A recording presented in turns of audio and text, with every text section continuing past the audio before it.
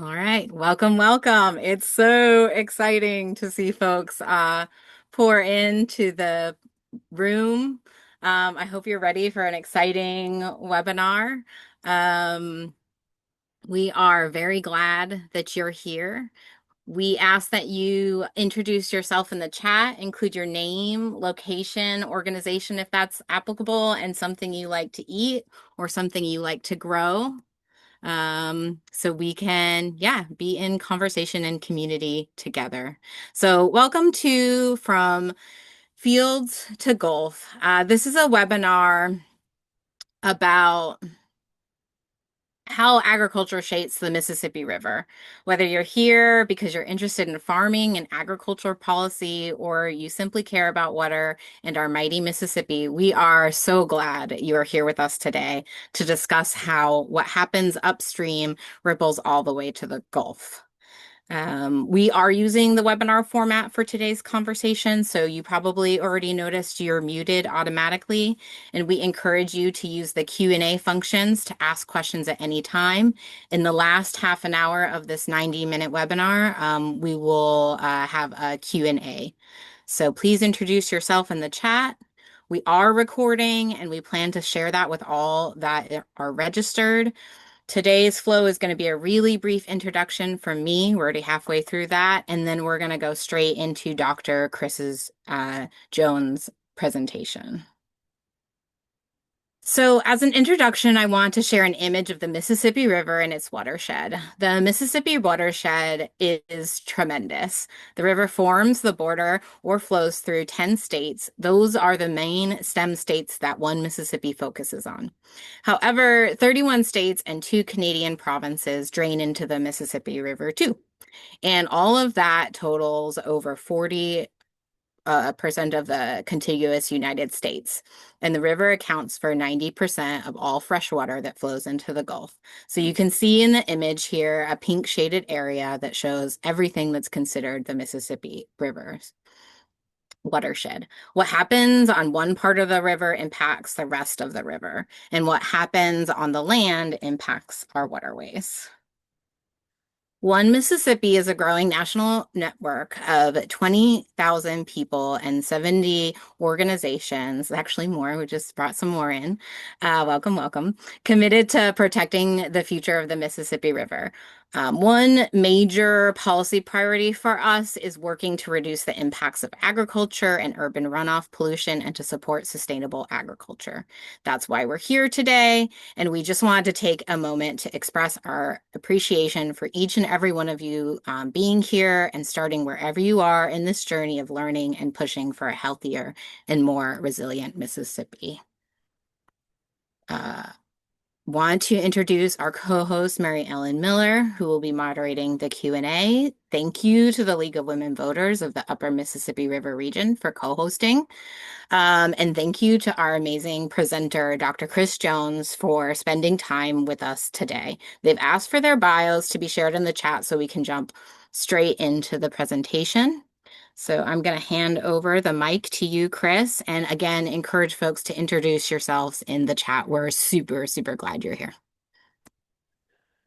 Okay, thanks for having me today. I have given a lot of programs over the last several years, and I'm guessing some of you folks have probably heard me speak before and seen a lot of my material. So I tried to do a little bit different, put in a little bit different stuff today and make it Mississippi centric. And so with that, I'll just dive into my slides and here we go.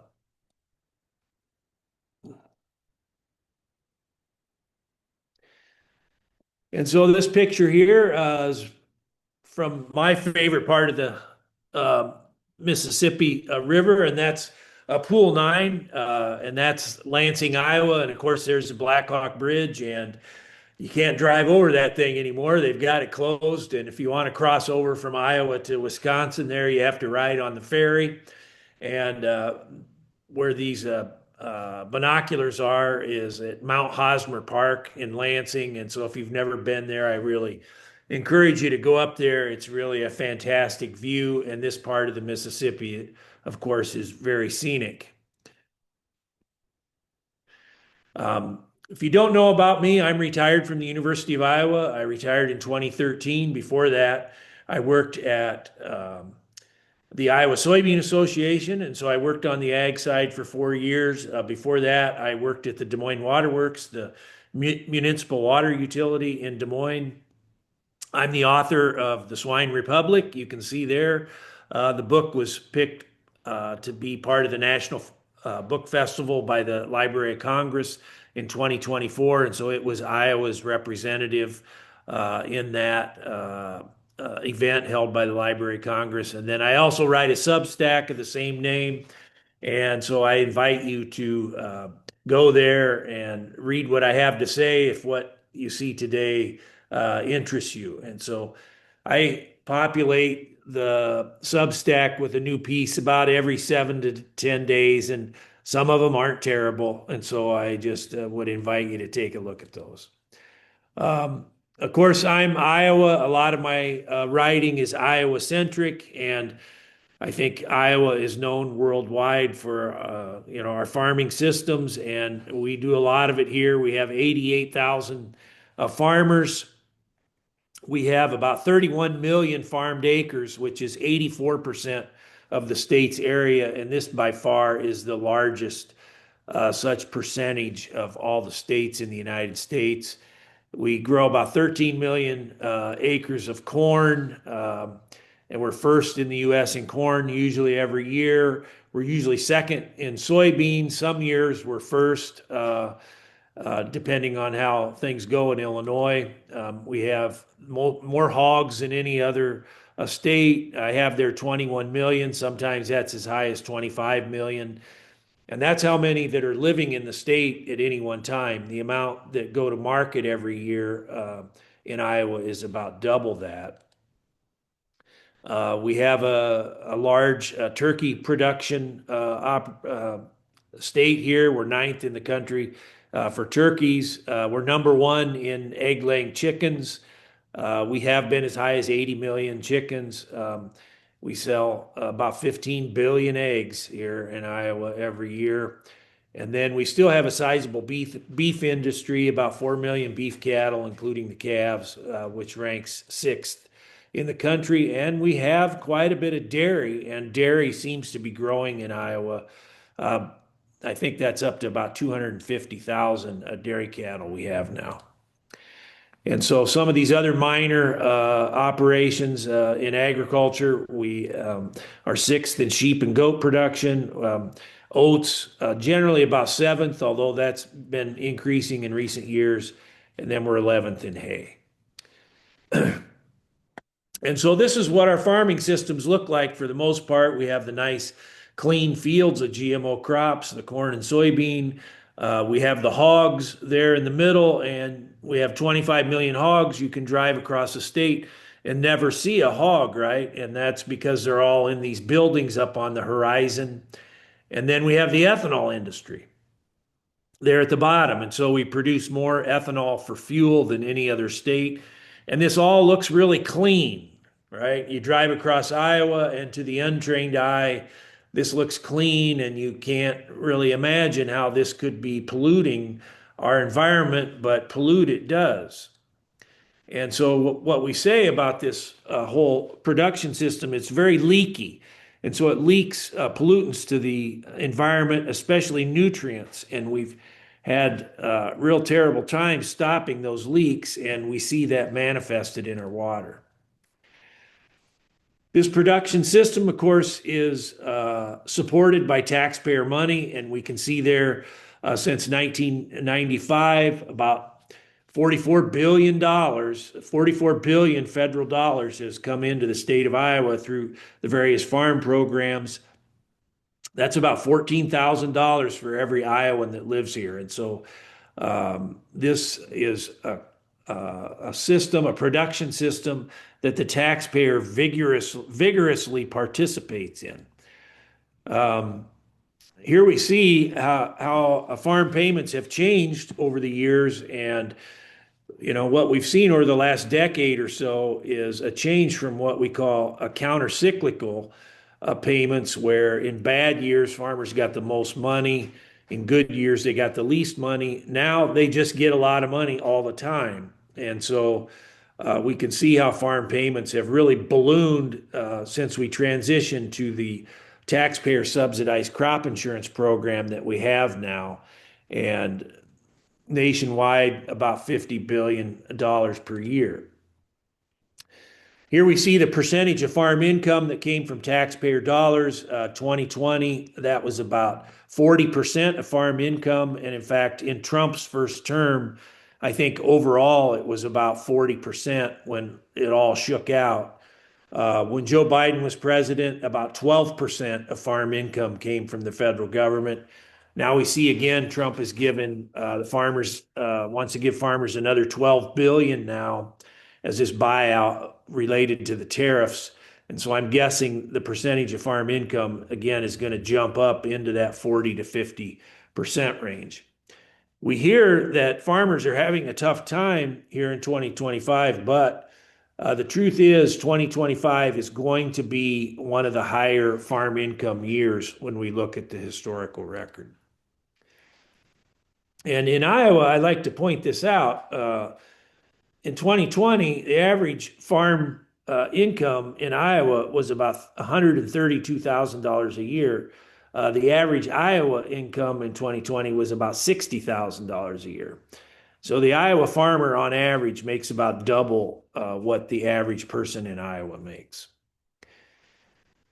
A lot of this federal money doesn't end up in the farmer bank account. Of course, it gets wheeled into agribusiness, and we see some of them here. DuPont Pioneer, John Deere, Bayer, Monsanto, and Firestone, the tire company. And so when farmers get these federal payments, of course, that helps sustain the system and keeps them spending money on inputs and machinery and insurance and all sorts of other things. And when we talk about the pollution here in the Corn Belt, what a lot of people fail to realize is how much of this system is supported with built infrastructure, and how changing that built infrastructure is really an obstacle to changing the pollution paradigm.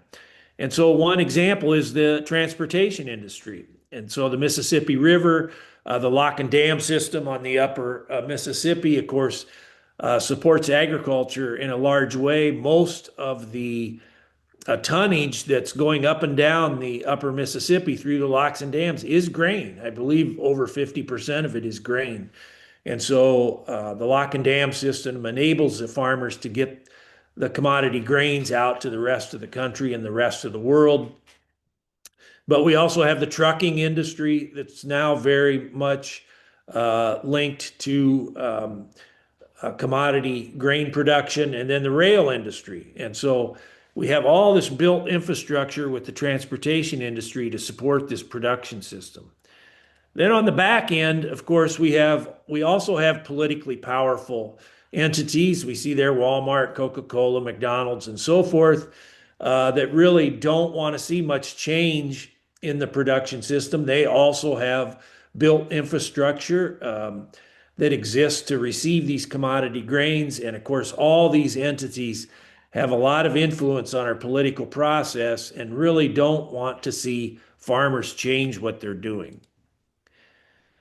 The consequences of all this are felt at the local level, and so we see a loss of native species. Here in Iowa, the ornate box turtle, of course, in the upper left there is about gone. The prairie chicken is about gone. The meadowlark, I remember when I was a kid growing up in central Iowa, meadowlarks were as common in town as robins. And now, you have a tough time even seeing a meadowlark anywhere in Iowa. Another local consequence is with our drinking water. And so on the lower right there, that's the nitrate removal facility in Des Moines. And so what we're doing here in the Corn Belt and in Iowa especially has had consequences for the quality of life and the livability of Iowa.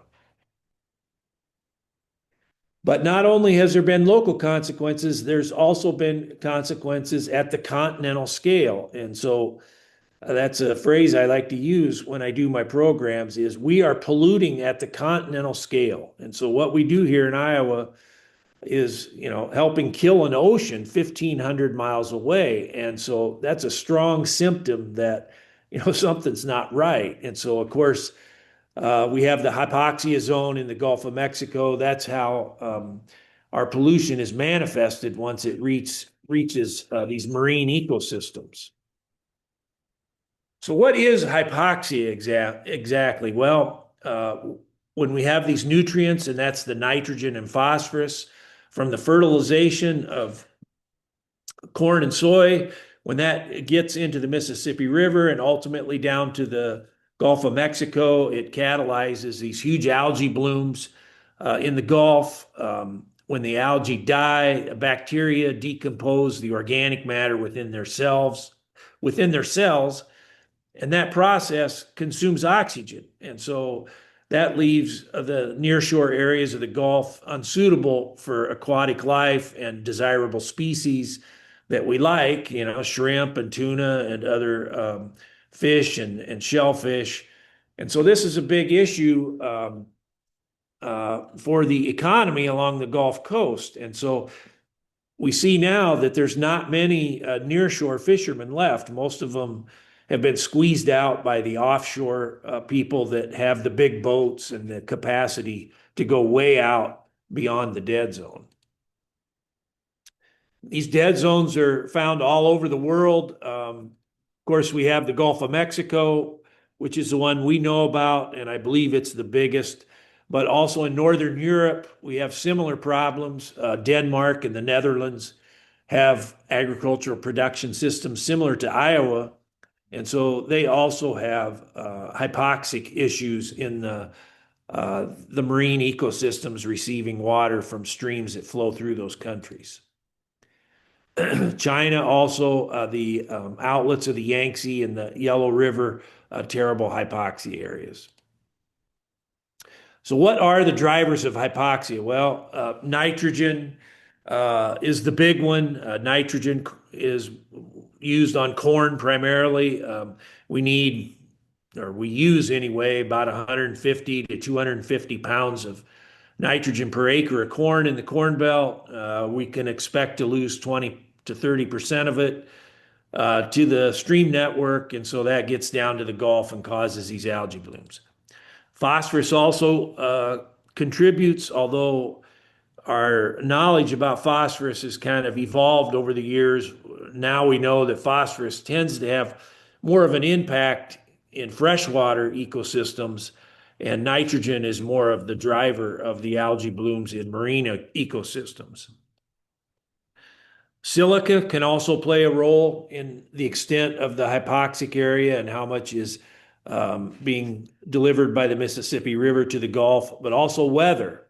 And so we know that certain weather and climate phenomena can increase or decrease the size of the hypoxia zone. Hurricanes, for example, can break up the hypoxic zone and cause mixing between the top and bottom in the Gulf, and that can repress the development of the hypoxia area, but also flooding in the Midwest when we get a lot of flow from the upper Mississippi and from the Ohio basin that can expand the area of the hypoxic zone beyond what we might expect. And so we can see where the hypoxia area is primarily. It's from the outlet of the Mississippi to the west. You can see the 5-year average there in that graph up to 2021, the 5-year running annual average. We've had a goal here for quite some time to reduce the area of the hypoxic area to pre-1990 levels, and you can see that dash line there indicated by the HTF goal. The federal government finally responded to this in 1997 after, we had concerns about the commercial fishery in the Gulf. The Gulf Hypoxia Task Force was formed. The federal members included the agencies that you see there. And then we had states and tribes also join the organization, and you can see them listed there. In Iowa, we had our Department of Agriculture and Land Stewardship, IDALs, and the various other groups.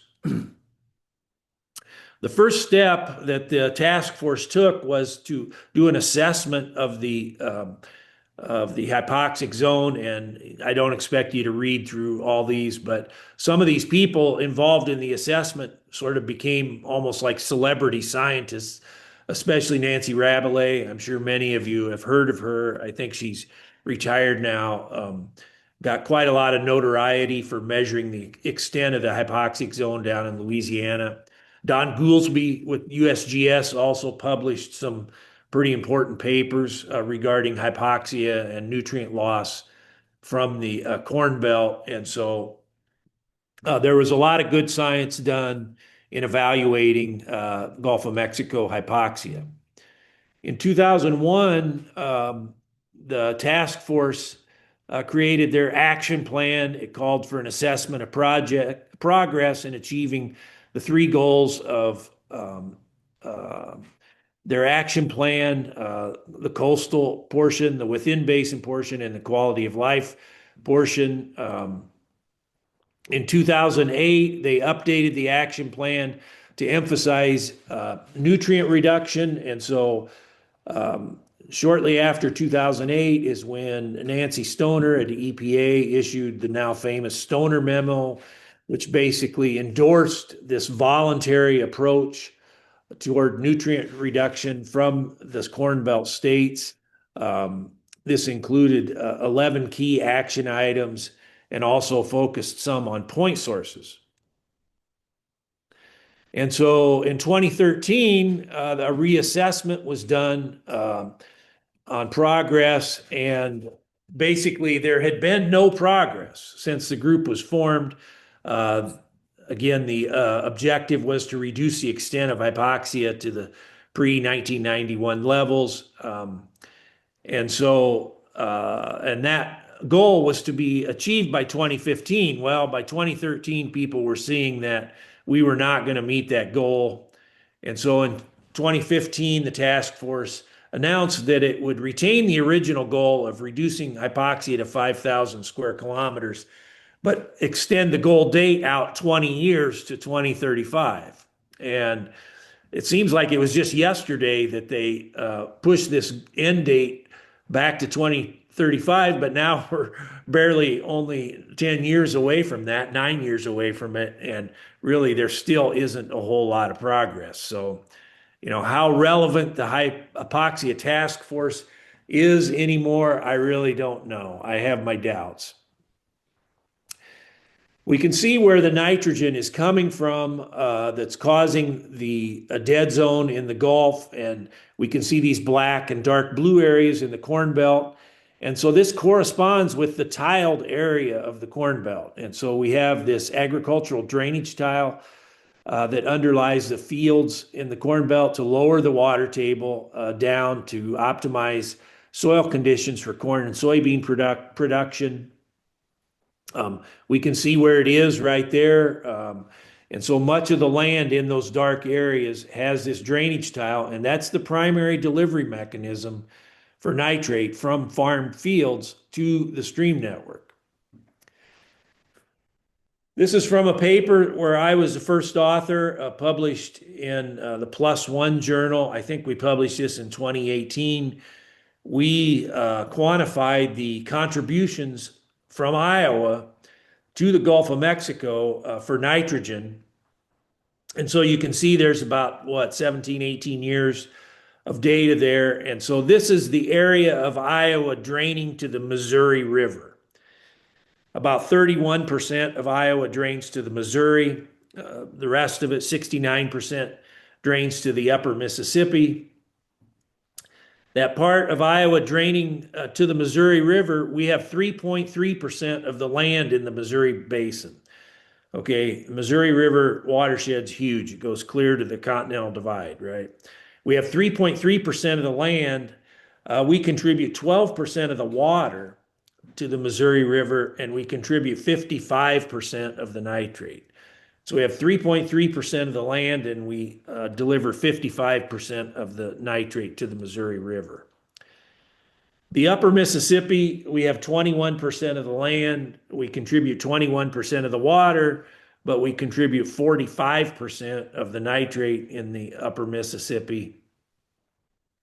And then down at the Gulf of Mexico, we have 4.5% of the land. We contribute about 6% of the water, and we contribute 29% of the nitrate. We also did a similar paper on phosphorus. Iowa contributes about 15% of the phosphorus to the Gulf. So we have 6% of the land, or excuse me, 4.5% of the land, 6% of the water, 29% of the nitrate, and 15% of the phosphorus to the Gulf of Mexico. So if we're going to solve this hypoxia problem, you've got to solve Iowa. If we can solve Iowa, we can probably solve the other states, and we probably can solve hypoxia, but solving Iowa is a tough nut to crack. People like to talk about trends all the time, and this frustrates me a little bit because the idea of whether it's going down or up, especially if it's going down, people seem to think that might excuse the current condition. And I really am opposed to that idea. These trends are really hard to quantify, and the amount of nitrogen in our water is so high. I really think we need to just forget about the trending, but people want to talk about it, so here it is. We can see in Iowa from 2003 up to about 2020, the loading on nitrogen approximately doubled. That's the red line there. The amount being delivered to the upper Mississippi River increased 72%, and the amount being delivered to the Missouri River increased 191%. And so things have gotten worse faster in western Iowa in these lands draining to the Missouri.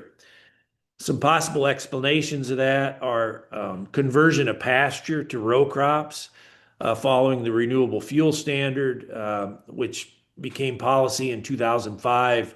And then also just as conditions in Iowa have become wetter, that tends to have affected western Iowa more than eastern Iowa. So we have consequences here in Iowa and these other Corn Belt states from this pollution. Nitrate's a regulated drinking water contaminant. And I think everybody's familiar with the issues with drinking water.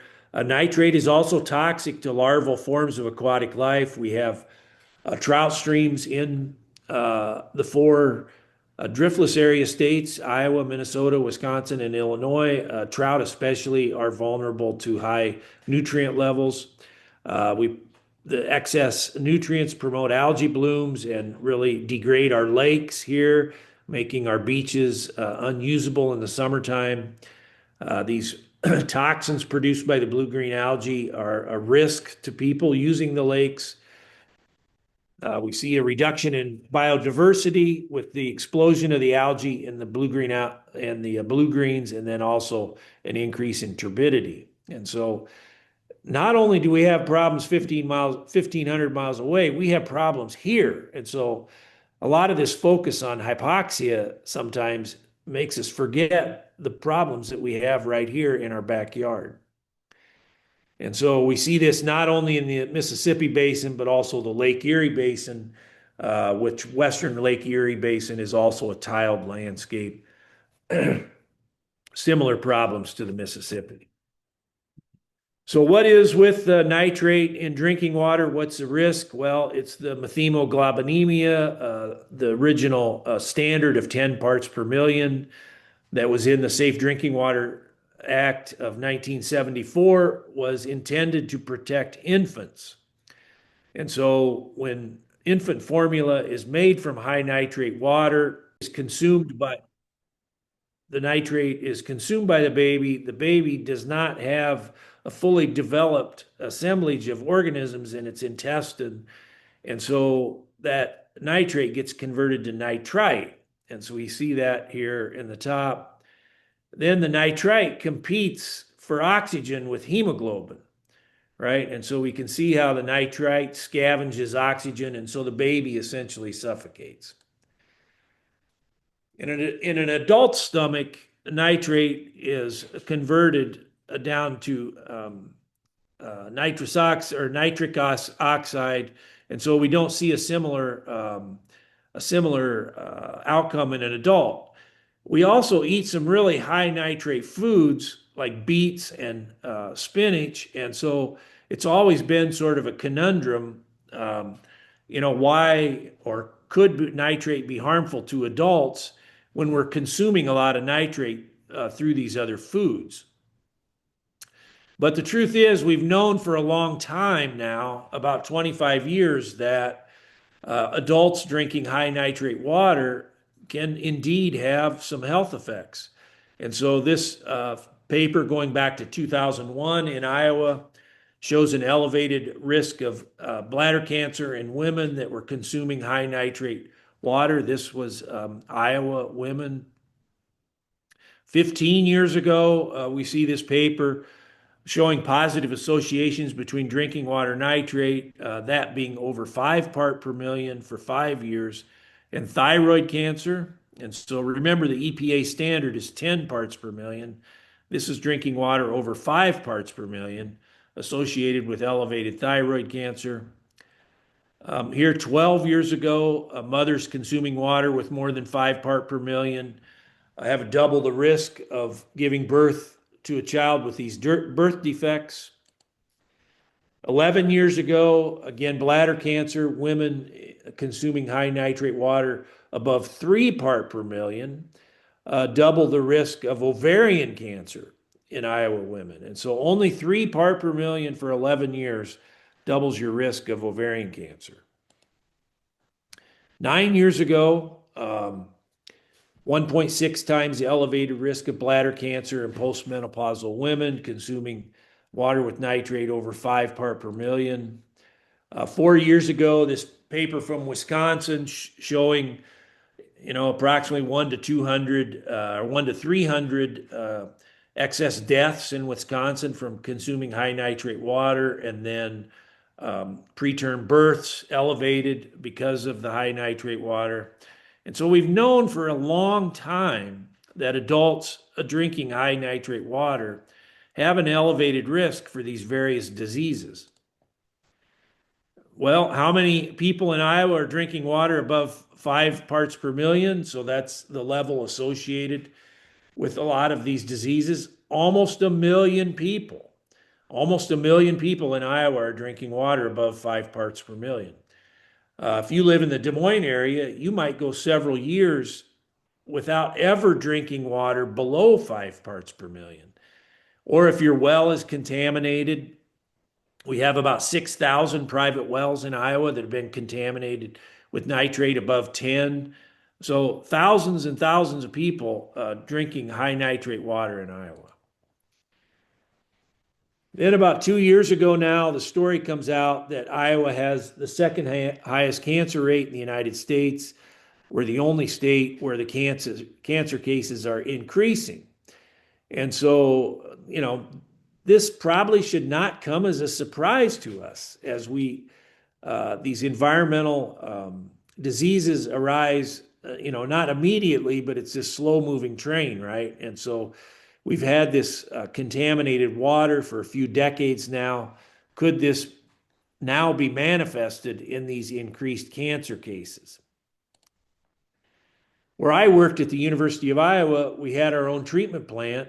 Engineers are trained there. And so the water treatment plant provides water to the hospital here and to campus, 30,000 people approximately. It uses water from the Iowa River. The Iowa River is high nitrate. The university had to invest, I think, about $4 million in nitrate removal for the treatment plant so the campus could have safe water. But if you ever watch one of our football games, what do we do at the end of the first quarter? We all turn around and wave to the kids in the hospital, in the cancer clinic, and do we ever think why some of those kids might be in there? We don't. And then here, this is Kinnick Stadium, the football stadium. These are the drinking fountains at Kinnick Stadium. Who do we let sponsor the drinking fountains in Kinnick Stadium? Well, we've got Iowa corn growers there, Pivot Bio, which provides products to the agricultural industry. And so this is just an example how, the industry here in the Corn Belt has really intruded into our institutions and really affects how we think about these problems. I mentioned earlier that the task force and EPA, the hypoxia task force and EPA endorsed these voluntary strategies for nutrient reduction. Iowa was the first to do this, the first state to do this with our Iowa nutrient reduction strategy. We did the science assessment in 2012. The strategy became part of Iowa code a year or two later, and so it's part of state policy. The strategy was developed by our Department of Agriculture, the Department of Natural Resources, and Iowa State University, and it addresses both nitrogen and phosphorus loss from farmed fields. And so there's a suite of practices that have been approved for cost share that reduce this loss of nitrogen and phosphorus to farm fields. And so we don't need to read all of these, but this is a listing of the practices for nitrogen and then the expected benefit with the uncertainty in parentheses there. These are the phosphorus reduction practices. Again, the same thing, a listing of the practices and the expected benefit. But here, this is from the Nutrient Center, a dashboard hosted by Iowa State. And the blue line there is the nitrate load leaving Iowa. And after 12 or 13 years of the nutrient strategy, 2024 was the highest year for nitrogen loss from the state of Iowa, going clear back to 2000. And so 13 years of the nutrient strategy, we're worse than we've ever been. And 2025 might actually end up being worse than 2024. And so is this a policy we should stick with? Of course, the industry and our current state government insist that it is, that we need to give this time.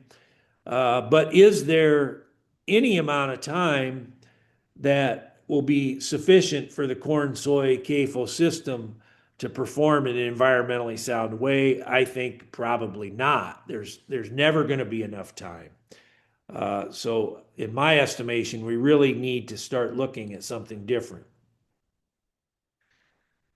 I talk about the economics of this. When farmers go to buy nitrogen, it costs about 50 cents a pound now. Using the practices that have been approved for cost share by the nutrient strategy, it takes about between $2 and $10 a pound to keep that out of the stream network. And so 50 cents a pound to buy it and $6 a pound on average to keep it from polluting our water. Well, how is that ever going to pencil out? The economics of this is really quite daunting, right? Our goal here in Iowa is a 45% reduction in the nitrogen and phosphorus load. Our average stream nitrate load is about 600 million pounds per year. Well, a 45% reduction is about 270 million pounds per year. $2 to $10 per pound to keep it out of the water. That's sums up to be 540 million to 2.7 billion dollars a year. That's just per year. We are never going to have enough money to solve this using this approach, using the traditional cost share approach. It's just not going to work. It's a fantasy. And so 3 million people in Iowa footing the bill for almost $3 billion a year for nitrate removal or nitrate mitigation. It's just not practical. So what will work? Well, we know that more diverse farming systems can produce a better environment and better water quality. Matt Liebman, some of you may have heard of him, retired from Iowa State, good friend of mine. He spent his career studying these extended rotations. And so instead of just corn and soybean, we have a 5 year rotation of corn, soy, oats, and then 2 years of alfalfa. And we look at the outcomes of that extended rotation versus the corn soy rotation. A nitrogen fertilizer use 91% lower with the 5 year rotation because we're getting so much of our nitrogen from the alfalfa cycles. 97% lower herbicide use. So weed suppression is a big benefit of the extended rotation. Even by using 97% less herbicide, the weed biomass was similar in the 5 year rotation versus the 2 year rotation. Soybean health was better in the extended rotation. Soil health was better. We hear a lot about soil health these days. Tile nitrate was 57% lower in the extended rotation. So remember, our goal is 45% reduction. Here we get a 57% reduction, and the taxpayer has spent no dollars, $0. Soil erosion was cut in half. Fossil fuel use 60% lower in the extended rotation. And the net returns to the farmer were similar. The revenue was lower, but the input costs were also lower. And so why don't we do this, right? We have this culture here where we've locked farmers into this 2 year rotation. The other dirty little secret here is, these days it really doesn't take a lot of time to just do corn and soybean.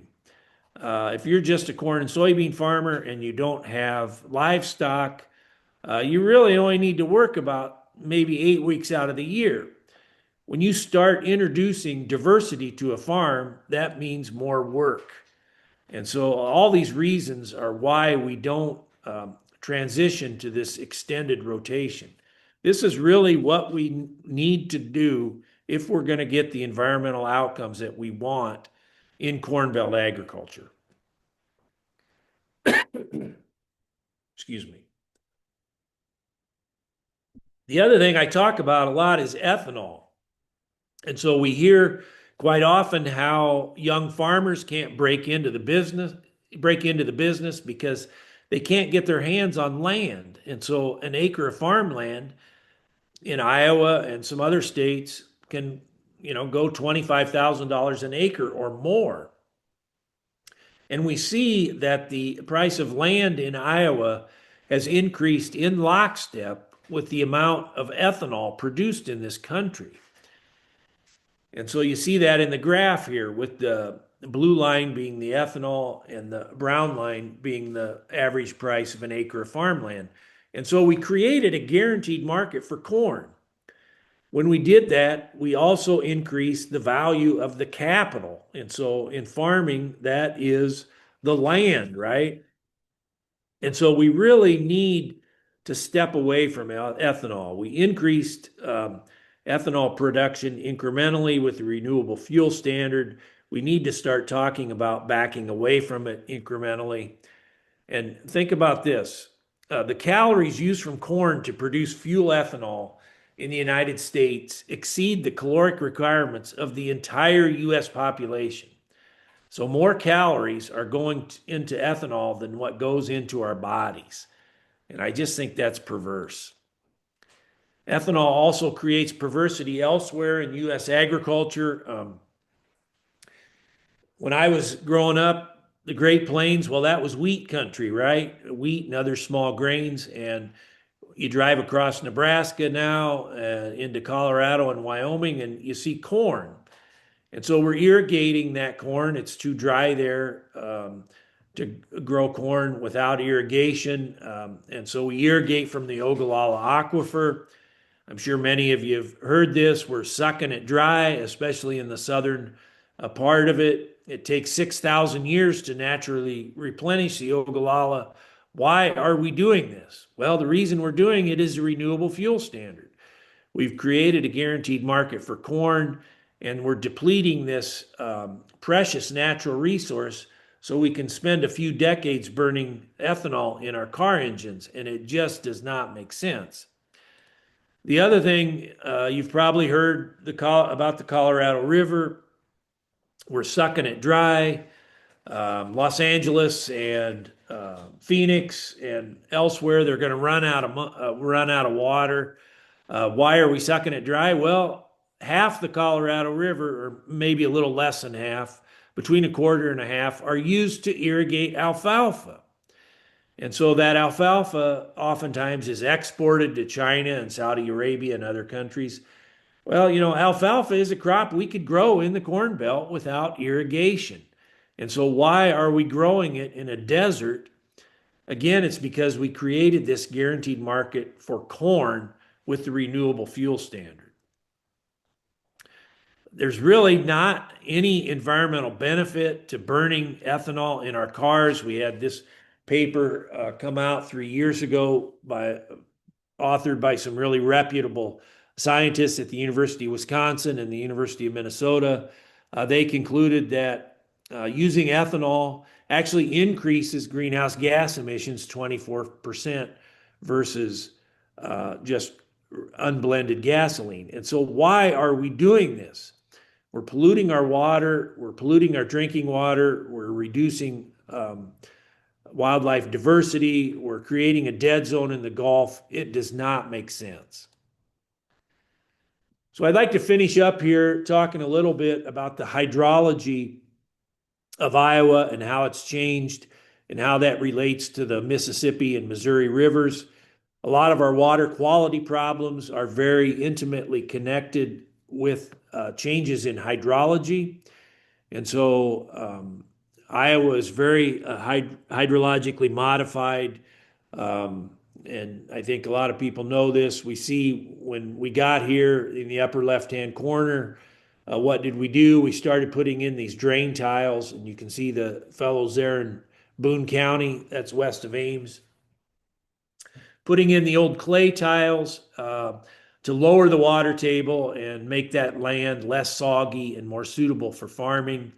The tiles hooked up to these trapezoidal ditches that you can see on the left there that we built with steam shovels. And so now on the right, that's what our land looks like, especially in areas of Iowa north of Interstate 80. And so we have the dried out fields up there at the top. We have the field tiles discharging into that a ditch. And then in the lower right, we have these big county tile mains that can deliver an enormous amount of water to the stream network. And so this is where our nitrate comes from. And so you can imagine prior to settlement, how did streams begin? Well, they probably began with a wetland sort of gently overflowing into a stream channel. And so here's how our streams begin now. This is the source of the Iowa River in north central Iowa. And so we have a bunch of field tiles all dumping in to a common point. And so we've radically changed the hydrology of our stream. And when we look across Iowa, that initial drop from the field tile down to the ditch is about 1 meter. Well, that's really important because we've put 3 foot ahead onto our streams from the very outset, from the very top at the beginning of the watershed. And so that stream has just been immediately energized by that 3 foot ahead there. The other thing we've done is we've straightened streams. And so this is a section of Walnut Creek east of Des Moines in Jasper County. The green line there is the stream channel in 1930. The red line is the stream channel now. And so you can see we've shortened that stream stretch by 500 meters. The green line is 1,000 meters long. The red line is 500 meters. But the vertical drop from point A to point B is the same. And so the water is dropping the same amount over half the distance. And so what that means is that water has a lot more energy. And so these streams have eroded downward, right? And we see that on the right here. And so when we look at Iowa, so many of our streams are in this stage 4 of degradation where they've cut downward. And so this is Walnut Creek. We can see there in that top photo, all that black dirt there. About the first 6 feet of that has all been deposited since settlement. So that's all topsoil from the uplands that was eroded down and deposited there in the floodplain. And so it's only been there for maybe a century at most. And so that's what we call unconsolidated. And unconsolidated material is really vulnerable to erosion. Well, we've straightened the stream, we've taken all the perennial plants off the landscape, replaced them with annual crops, and so now these streams are really flashy. And so this is no kidding here. This stream can go from the top photo to the bottom photo to the top photo in 24 hours. And so these two pictures are taken from the same spot. You can see this hill slope in the background. And so because this material is all unconsolidated and vulnerable to erosion, and our streams are so flashy, these streams come up very rapidly and they can scour that stream bank of black dirt. And so consequently, our streams are always muddy. And so this is western Iowa where a lot of this straightening has occurred. And you can see the old stream there, the old stream meander, and then the channelized stream there. And you can see what's happened, how the water has aggressively eroded the stream bank here. And this is an important contributor of phosphorus to the stream network, is this erosion of these incised or straightened streams. All this straightening has destabilized the landscape. And again, this is western Iowa, southwest Iowa, Fremont County. You can see how these head cuts, we call them, start migrating upstream, and especially in this upper left-hand photo, you can see this erosion, and that erosion is just going to keep going upstream, upstream, upstream, forever, basically. And so all this stream straightening has destabilized the landscape. At the same time all this was happening, we've been straightening the Missouri River, ostensibly for shipping. And so we can see this is the Missouri River in Mills County in Iowa in 1923. You can see meandering, you can see braided channels. We can see in 1947, we've been straightening it for navigation. And then in 1976, and the Missouri's been completely modified now. The current in the Missouri has doubled from 3 miles an hour to 6 miles per hour. The Missouri has also eroded downward. When we look at sediment transport from the Missouri, it's decreased quite a lot from 1800 there on the left. That's 1980 on the right. And the reason is we've divorced the river from that easily erodible loess soil in the floodplain. And so we can see how sediment transport has been declining from the Missouri. And then we look at the outlet of the Mississippi, the bird's foot, we call it. There's a picture in 1937, and there it is in 2000. And so we've cut off the sediment from the Missouri, and then with climate change and sea level rise, we see this erosion of the wetlands in Louisiana, and this is a huge, huge ecological problem. So how about the Mississippi? Here, this is Pool 9 again. Beautiful place. Another shot there. And again, I think this is recognized by a lot of people as one of the most beautiful places in North America, but still, in my estimation, kind of undiscovered, right? But quite beautiful. And so we divide the Mississippi into 3 sections: the upper section, and then the Corps does. The Corps of Engineers divides it into 3 sections: the upper section above St. Louis, the middle section between St. Louis and the confluence with the Ohio, and then the lower Mississippi. The combined Missouri-Mississippi length is 3,902 miles. It would be the longest stream stretch on Earth, but we've shortened both the Missouri and the Mississippi by hundreds of miles for navigation. And so to understand that, we need to begin with the Red River draining Oklahoma and Texas, coming into the Mississippi and Louisiana. We can see there 1,000 years ago, the Red River ran to the Gulf of Mexico in a course that was parallel to the Mississippi. By the 15th century, the Mississippi had captured the Red River, and so the Red River was now a tributary to the Mississippi, and the old Red River channel is now what we call a distributary to the Gulf.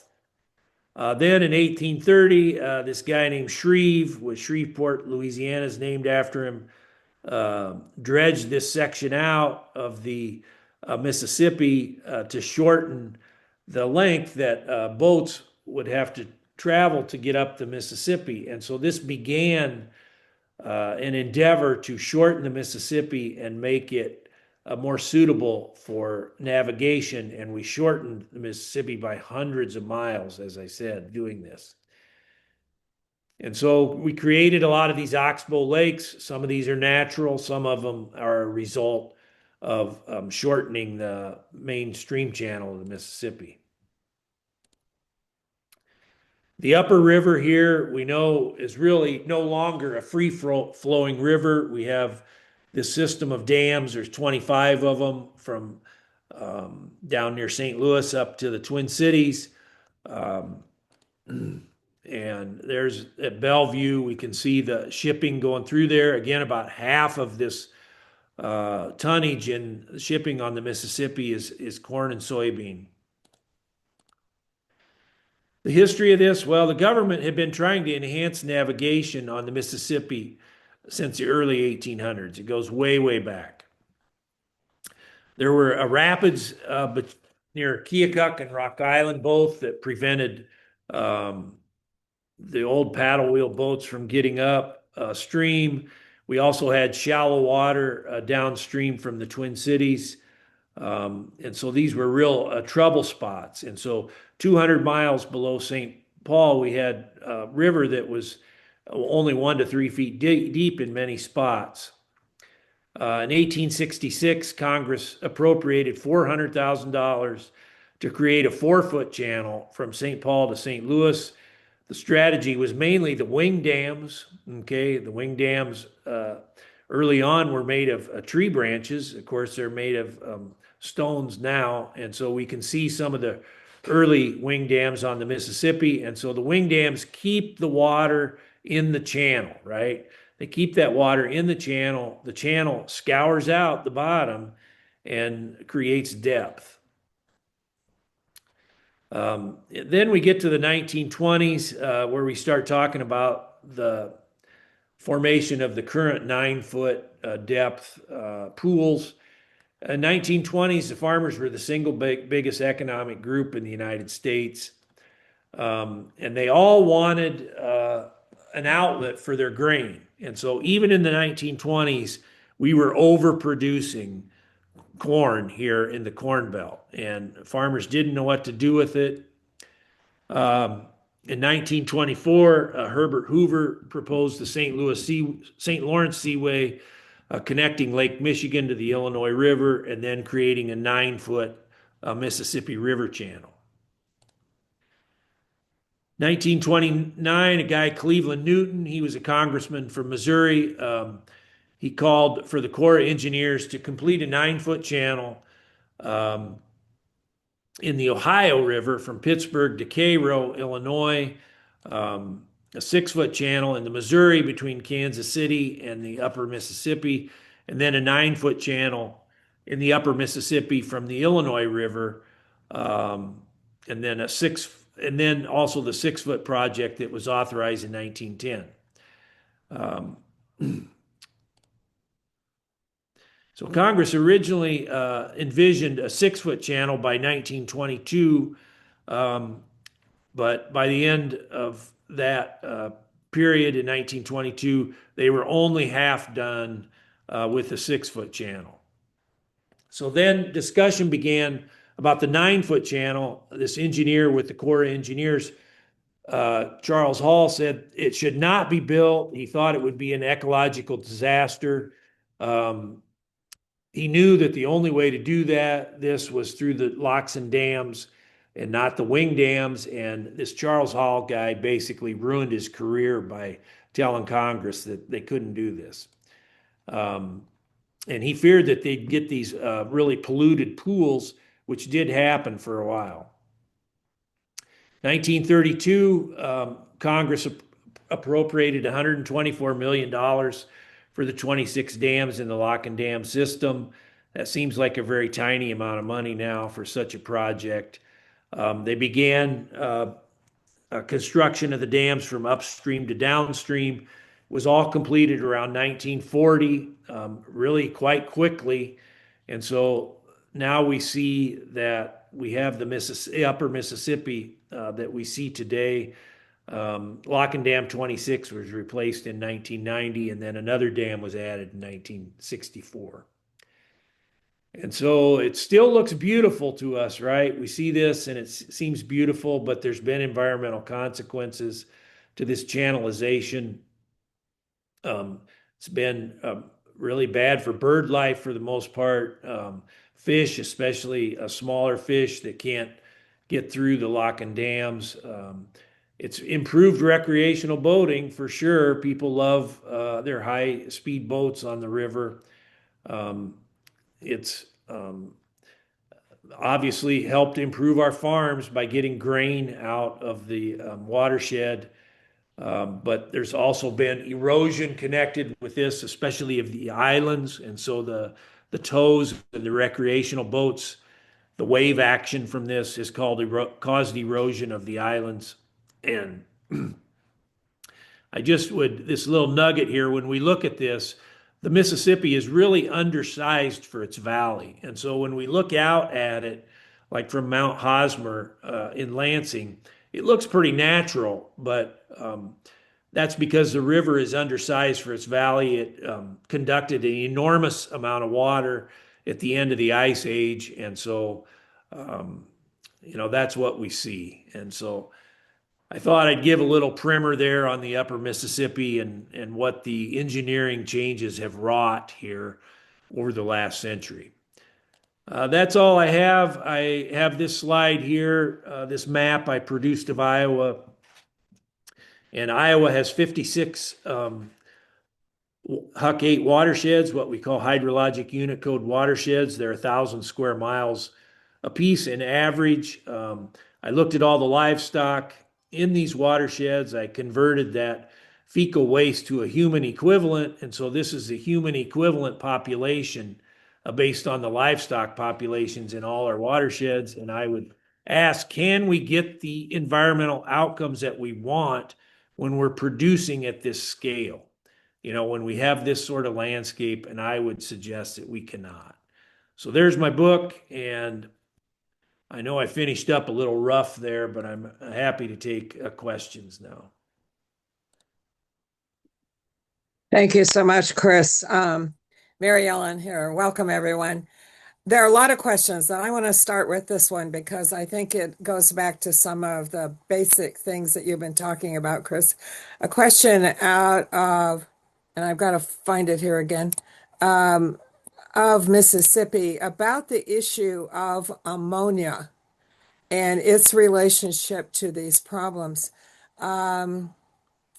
The question is that there's experiencing a lot of growth in plants in what we call Cancer Alley, from Baton Rouge to New Orleans, where the petrochemical industries are producing ammonia. Citizens are now fighting the rapid expansion of these factories because of the tax credits for carbon capture and underground sequestration, which also has issues environmentally we all are familiar with. Can you speak to the real future demand for ammonia is and whether there's really a need for this huge increase in production? And I think maybe you need to preface your answer, Chris, explain what ammonia has to do with the nitrogen fertilizer. So, firstly, we make a lot of ammonia in Iowa, and so we have a plant just maybe less than 100 miles from where I'm sitting. It's owned by Koch Industries. Everybody's heard of Koch, right? The taxpayers helped build that plant maybe about 10 years ago, and then the Koch people bought it. And so we don't just produce ammonia down at the bottom, we produce it up here too. So ammonia is needed for corn production. It's made from natural gas, primarily natural gas and air, the nitrogen in the air. And farmers apply anhydrous ammonia. That's the most common form of nitrogen fertilizer. When ammonia is applied to a field, it's converted to nitrate by bacteria in the soil profile. And so the ammonia tends to attach pretty tenaciously to soil particles, but then, as I said, it is converted to nitrate and then becomes soluble. Nitrate is highly soluble. And so that's the nitrogen that gets into our drinking water and gets down to the Gulf and causes hypoxia. It's not specifically ammonia, but it's nitrogen that's been converted by processes into nitrate from ammonia. Ammonia is used, mainly just to produce fertilizer. That's why we do it. A guy named Fritz Haber invented the process around World War One. Haber was a really smart guy, but he was also kind of an evil guy. And so the process is called the Haber-Bosch process. Another engineer refined it, Carl Bosch. He was kind of an evil guy too. And so that's that's the nitrogen fertilizer thing in a nutshell. And the question was, do we need all this ammonia? Do you see this Well, we continuing? we need about in terms of fertilizer here, we need about 30 to 40% less than what farmers are buying. Um, Another question or comment really was that from one person that Iowa farmers have indicated that they will not keep over applying nitrogen until they're forced to. In other words, until it's regulated. Um, I know some people think that putting a tax on fertilizer might be a solution. Your thoughts on that? Taxation is a way to get behaviors that we want. And so Ronald Reagan said, if you want more of something, you subsidize it. If you want less of something, you tax it. And so taxing it is not exactly a radical idea. Um, Look, we put a big tax on cigarettes, right? And people quit smoking so much. And so I think taxing it is something we definitely should look at, and we can target that tax to the most destructive practices. And so in this case, it would be fall application of anhydrous. Anhydrous tends to be cheaper in the fall than it is in the spring, and so farmers tend to use more in the fall for two reasons. One, it's cheaper, as I said, but also because they know they're going to lose more of it when they apply it in the fall because it's got to sit there until June when the corn can use it. So I think one idea that I've talked about here a lot lately is let's tax fall anhydrous to try to discourage that application, the timing of that application, and then to bring the price closer to what they're paying in the spring. Chris, I want to respond to that because I talked to one of my neighbor farmers, and he said the difference in price isn't enough. And they mainly put it on in the fall because they are pressed for time in the spring. And his claim was that right now the variation between the cost of fertilizer in the fall and the spring hasn't been significant enough to provoke him to go to spring. I live in South Central Iowa.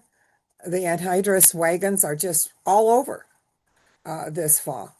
So we did have a period of time, about 15 or 20 years, where we got away from fall anhydrous, but it's coming back big time, really big time. Like I see the same thing you do. These nurse tanks are everywhere out in the fall. And so part of it is that some of these farmers have gotten so big that they can't get it all down in the spring. And so pre-plant anhydrous is probably the most environmentally friendly way to do this. If we're going to insist on doing corn, soy, pre-plant anhydrous is probably the best. But in Iowa, that's risky because if you get a lot of rain in the early spring and you can't get in the field to apply it, what do you do? And so, the problem there is the size, the number of acres that these people are farming. If you're farming 640 acres, well, you're not going to worry about it too much. But if you're farming 6,000, you're going to lay awake at night worrying whether you can get your anhydrous down or not. And that's why I say, this is a leaky system. There's a lot of really tough hurdles to leap here to make this system perform environmentally. And that's why we need to talk about transitioning the system to something different. This comment is the image of the headwaters of the Iowa River almost makes it seem that that should be considered point source pollution.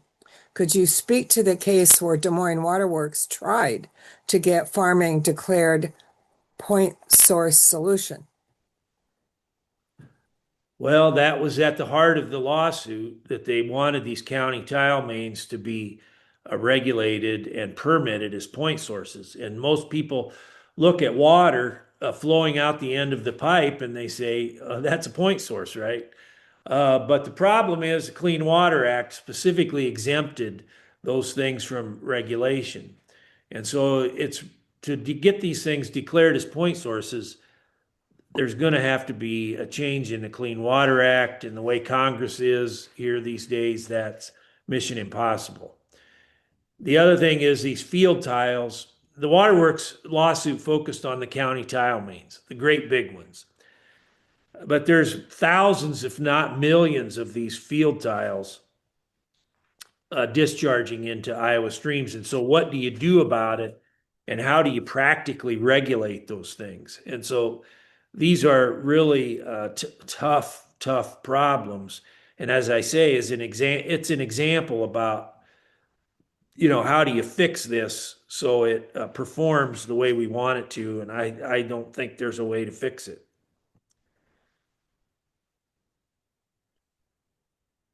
There are a lot of questions, I think, that indicate to me that I often speak to this, that we ought to have a better distinction between farmers and landowners. Because in Iowa, many of the people actually doing the production work are not the landowners. And I think that's part of what you spoke to, Chris, right? About the size of farms, is they are actually being used and rented and leased and not by the landowners themselves. And the other part is this transitioning of land between what we used to call a great generation is dying off now. And so a lot of this land is being bought up by neighbors, so the farms keep getting bigger and bigger. And you address that. How much, and also the price of land. When people look at this problem, where are the pressure points that we could impact effectively making change? Well, the price of land is what it is because we've guaranteed a market for corn through the renewable fuel standard, and we've indemnified the production of crops on that land through publicly subsidized crop insurance. That, in a nutshell, is why land is so expensive. It's not because people are starving and they're screaming for food off those acres. They're not. And so those two things are why land is so expensive. This is me talking here, but I think the resistance to leaving ethanol behind has a lot to do with land prices. And I think a lot of people have seen their wealth increase a lot through the price of farmland. And they know if ethanol suddenly goes away, the price of land might drop here, and we'll see an erosion of wealth amongst people that own this land. You're right that this rented land is a problem from a pollution and conservation perspective. Look, if you rent a car, you're not going to treat it as good as if you own that car, right? And the same goes with farmland. And it's really unreasonable to ask a farmer to pay for infrastructure, especially that's going to reduce pollution. About 55% of our land in Iowa is rented. And so, what's the solution to this? Well, I would say that we need land reform. And so, one way we could do some of this is maybe to regulate the pollution uh, in ways that target rented land. For example, if we required cover crops on all rented land and we required the landowner to pay for that, well, obviously that's going to affect rental rates. It might affect the value of the land. It might inspire some landowners to divest themselves of the land. And so we need some land reform here. I really have my doubts that this exorbitantly high land value is good for rural Iowa. I think it's bad for rural Iowa. Some want to know what we can do. How can we be effective? What would be the message that we would give to the almost 100 people on this call? And what we as individuals can do to start moving this in a better direction? Well, we need to get rid of the renewable fuel standard. At least we need an incremental retreat from ethanol. I very strongly believe that. I don't think we can get a sustainable cropping system as long as we have ethanol in the equation.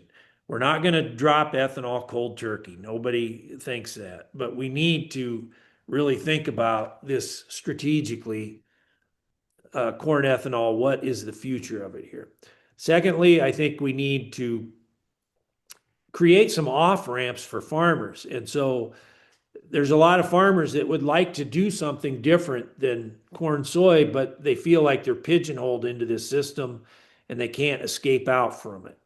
Okay, let's find those farmers and let's take them up on that. And let's create some taxpayer funded off ramps that help them transition to more sustainable systems like the extended rotation that I gave the example there. Um, can we get Iowa farmers growing other crops like a fruit? Iowa was once the number one apple state in the United States prior to World War II. We were the number one oat state. We were the number one sorghum state. And so there's lots of things we can grow here, but a farmer just can't drop everything and say, oh, I'm going to grow apples next year, right? It doesn't Right. work that way. And so we need to create pathways for them to do that and create the markets for alternative crops that will give us the environmental outcomes that we want. So that's two. Three, if they want to stay in the fast lane with corn, soy, and CAFOs, well, then we should regulate that activity. And so, again, we've already mentioned that we're over applying fertilizer, and there's all sorts of other things that we could do to try to shore this up so it pollutes less. It's never going to perform the way we want in terms of environmental outcomes, but we surely could get it to pollute less with some common sense regulation. We need to do that. And so that's sort of a three-pronged approach right there. I'm going to toss this last question out. What makes you hopeful? Because I ask myself that all the time. I call myself a pragmatic optimist, Chris, but it seems when we look at the challenges that we have for those of us who care about the environment, who care about the river, who care about the future of all of this area, how can we find hope and optimism in this current landscape? Well, you have to understand that when you look out at the landscape, it's not an accident, right? It didn't happen by accident. What we have, what we look out and what we see was created through policy. And so federal policy and to a lesser extent state policy created what we see. And so if we can create this this behemoth, right? This monster that we all look out and are sort of scared of. If we could create it through policy, we ought to be able to create something better through policy. But we have to decide we want that. And so in Iowa, if you ask people, well, do they want cleaner water? Well, I mean, virtually every person would say that, but when they go into the voting booth and they check the various boxes, is that what's on their mind? And clearly, it's not a priority. And so I think, um, as a society here, again, I'm just speaking about Iowa. In some ways, you might say, well, maybe we got what we deserved here because we didn't demand better and we didn't vote for the people that would have given us better. And, I don't know. But I think, look, if we want something better, we can do it. We know how to do it. We know what we need to do. It's not mysterious. And so we need grassroots action here to deliver us the electoral outcomes that we want. And then we need to hold those people accountable once they're elected. Thank you, Chris. I think everyone appreciates your time today. A reminder, I heartily recommend Swine Republic, Chris's collection of his blog posts. It is so informative. And for a lot of the questions, many of them would be answered in Chris's book. I want to pass it back to Marie or Gretchen or whoever out there and thank One Mississippi for collaborating with League of Women Voters, Upper Mississippi River Region. I think you can all know how important this topic is. We appreciate your support for all of these organizations that are fighting on behalf of the river. It is a tremendous resource, and as you can see, it's going to take a lot of people to make it known that we need to do something, that we can't keep sitting on the sidelines anymore. Our river needs us. I hand it back to Marie. I love that. Honestly, that was like the greatest wrap up. So I'll be really, really brief. But wanted to just do another plug again for the Swine Republic, the Substack. I've learned a ton from reading these. And then also we talked a little bit less about your role at Driftless Water Defenders, but encourage folks to become a member there, donate as well. Those are some of the ways that folks can support. And we're in it. We're doing it together. We're in community. And so from armchairs to waiting boots, river citizens, our people of the river can count on. Um, Excuse me, I'm having a little pop up here. And you're a part of that by joining today's webinar. We're a community of 20,000 people who speak up for the river and take simple yet meaningful actions together that make a big difference.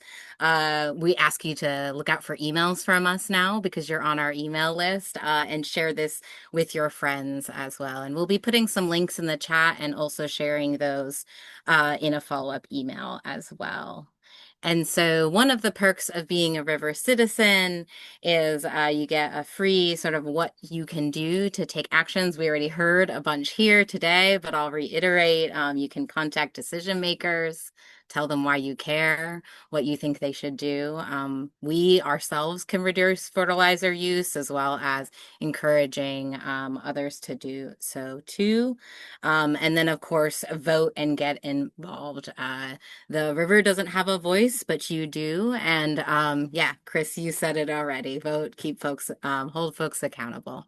So we'll just go to the next one. Please mark your calendars. This is one of my favorite and most hopeful parts of the year, this webinar. So thank you. And then another highlight of my year this year was the many River Days of Action. We have a week in June. That folks come together. There's all sorts of events. So, however, and you like to participate, please do take that, put that on your calendar. And then we have a National Mississippi River Day this year coming up will be our second. So just really encourage you to learn more. And again, all these links will be sent to you, but take a look if you're interested now. And then I'm going to pass this over to Gretchen Hagel, our development specialist, to close us out. Thanks so much, Marie, and thanks, Chris and Mary Ellen. This was just an amazing presentation, and I just want to invite everybody. Thanks, everybody, for being here today. We really appreciate your involvement and your questions. If you are inspired or motivated by the information you heard today, there's one other action you can take that you can help. And that is to consider a donation to advance the important work of One Mississippi, Driftless Water Defenders, which is Chris Jones' organization, and or the League of Women Voters Upper Mississippi River Region, which is Mary Ellen Miller's organization. Many of you have already donated to us when you registered, and we are so grateful for your support. If you haven't donated, please know that even a small donation can make a big difference for our groups, and we hope you'll consider donating today. One Mississippi is currently matching our donations dollar for dollar until the end of the year. So thanks so much, and I'll turn it back to you, Marie. Great, thank you. And thank you again to Dr. Chris Jones, to Mary Ellen Miller and the League of Women Voters for co-hosting and broadening our reach. And thank you to each and every one of you for participating. We'll see you next time. And in the meantime, we'll see you via email and on social media. Talk to you soon.